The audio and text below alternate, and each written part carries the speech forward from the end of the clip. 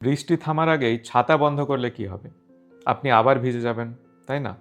স্কিজোফ্রেনিয়ার ওষুধও এই ছাতার মতোই কাজ করে। এই রোগ থাকলে মনের মধ্যে খুব ভয় কাজ করতে পারে। মনে হতে পারে কেউ বা অনেকে তাকে ফলো করছে, তার ক্ষতি করার চিন্তা করছে, তাকে নিয়েই আলোচনা করছে।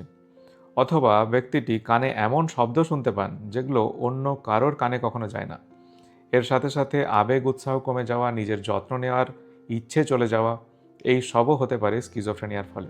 অনেকে বলেন যে সে ইচ্ছে করে করছে, কিন্তু এগুলো আসলেই স্কিজোফ্রেনিয়ার লক্ষণ হতে পারে।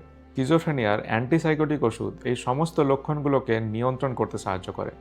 এর ফলে রোগী নিজে বা বাড়ির লোকেরা অনেক সময় ভাবেন যে রোগ পুরোপুরি সেরে গেল, এবার ওষুধ বন্ধ করে দিই।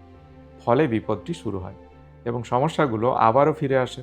এটা মাথায় রাখতে হবে যে রোগী ওষুধ খাচ্ছিলেন বলেই তার সমস্যাগুলো ছিল না এবং তিনি সুস্থ স্বাভাবিক জীবনযাপন করছিলেন।